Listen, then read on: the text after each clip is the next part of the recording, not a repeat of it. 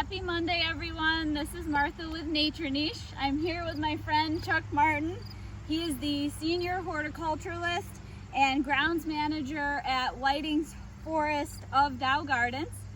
And we're here because I really enjoyed his lawn articles in Midland Daily News and wanted to talk to him. So I'm excited to have Chuck as my first kind of guest speaker.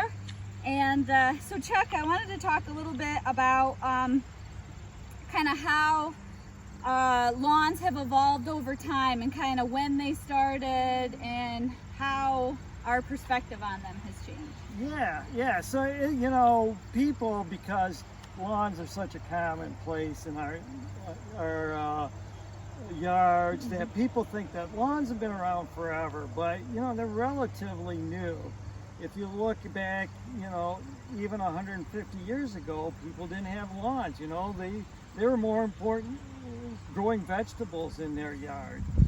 And so I guess the first big push in lawns was a guy by the name of Thomas Jefferson. He put in lawns, and then the wealthy people saw that. And so it was only the wealthy that had lawns up until about the Civil War. And then after the Civil War, we saw some people having a little bit more money. And so then it became more commonplace. But it is, as it is today, I believe, very much of a status symbol back then. And so the people that had extra money, had extra leisure time, that's where they saw it. And, you know, you even see that reference in The Great Gatsby, the book. So the lawn is, just like many years ago, basically just a status symbol for us. Okay. And so maybe we're looking at kind of shifting to a new norm where we use more native plants. We can still garden for pleasure, but there might be some lower maintenance options out there. And I don't think people realize, because it's a norm of having a lawn, how much energy we are putting into it. If you look at all the crops that are being produced, the lawn's the #1 irrigated crop in the United States. We put more water on lawns, and if you look at lawns also, it's 2% of our land in the United States, which is a lot. Yeah. And in all honesty, a lawn's a monoculture. And nature doesn't like monoculture. Yeah, I loved your comparison of lawn and corn in Iowa. I thought that was great. Which is another monoculture, right? Yeah. And we get bored with the corn in Iowa. You know, we all go, oh, we got to drive through Iowa. It's all it is corn. But we're planting monocultures in our lawn. And so a monoculture is, you're basically fighting nature. Nature likes diversity. And so we put a lot of energy by putting on herbicides, fertilizers on our lawns to keep that monoculture going, where nature fights that. And so I see a future where we might not be able to do that intense mowing. Look at mowing, how much energy we use using the gas and that kind of stuff with our lawns. So, you know, there's a question about lawns. One other point I want to say too is lawns don't help our pollinators at all. And we're getting more and more concerned about pollinators. And grass is a wind pollinated species, not a insect pollinated species. So, excuse me. So we have to think about that too. Yeah. So. Yeah. And so we're kind of moving to a different landscape aesthetic, one that has more concern with the ecological benefits to kind of what we're doing. I think a lot of people think, well, I have yards, so it has to be a certain percentage lawn, when really we can provide much better habitat with, like you said, more diverse species. Maybe we start measuring our success not in how green our lawn is or how pretty the pattern is that we've mown in it to how many different kinds of species do I have? Do they bloom throughout the growing season? Am I supporting our native pollinators? How much effort am I putting into my landscape? It takes effort to establish native landscapes, but once you get them established, it's a lot less effort over time than a lawn that you have to constantly water, fertilize, mow. That sort of thing. So Martha, if you do look, you know, we're standing by where we're recreating a meadow. And one of the things about it is, you know, grass is green all year long. If you do it correctly. But this changes on a daily basis. You know, we see the grasses, we see flowers, you see this pensament that was in bloom, and now the seed heads are beautiful. You know, you see a lot of the things happening. Now we're seeing a lot of the bayou there, the coneflower and stuff like that.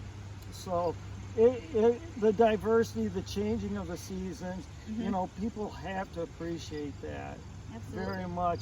And you know, I get questions constantly about how do you grow grass in the shade. You know, it's not meant to. You're right. You know, so why don't we plant plants that are meant to be in the shade? You know. You know, of course, I know you personally how much you love the natives, and so there's so many natives that we're not using in the landscape that are gorgeous, that will grow in shade, that will, you know, that we don't always have to have that grass, but our mindset is turf because it's kind of a default. So that's a good way of saying it, Martha. So can you talk a little bit about kind of how you're phasing in? So you're not in one fell swoop trying to take lawn and replace it, but you're doing a phased approach here? In this area, we have areas that we've seeded in, let's call them meadows, okay? They're not a true prairie. They're more of a meadow. So in this area that we're standing in, we're making beds of meadows, and we're going to constantly expand those until eventually we just have pathways.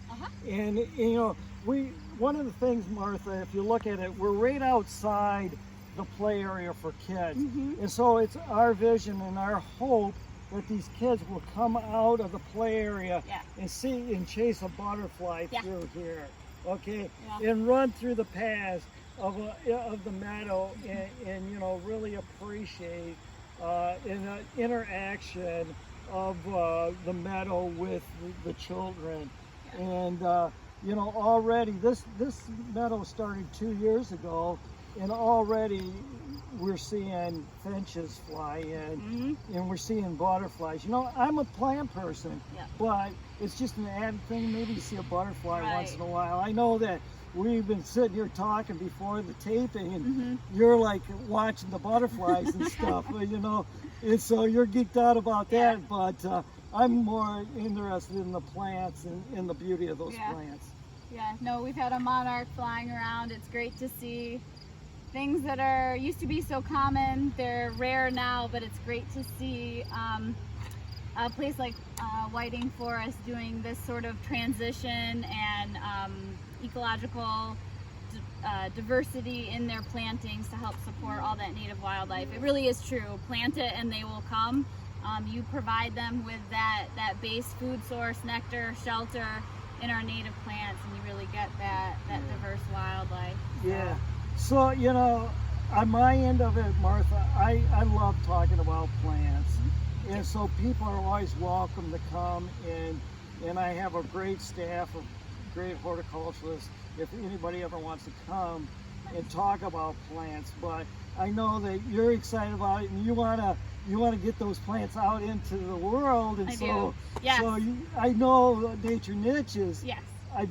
I'm going to be there to buy some of your plants. Thank you. Yeah, so I figured there's that saying, plant it and they will come. I am trying to have the plants, and I hope you guys will come to our sale that starts next Thursday, August 27th. We're running through September 5th, but I'll have really nice diverse array of our native plants. I'm happy to help you pick out the right plants. for your particular property or yard. And I think together we can help move that concept of lawn and what our yards need to be more in the direction of ecological diversity, measure our success in the biodiversity that we're supporting, and just have fun enjoying our natural heritage and our native plants. Hope to see you soon.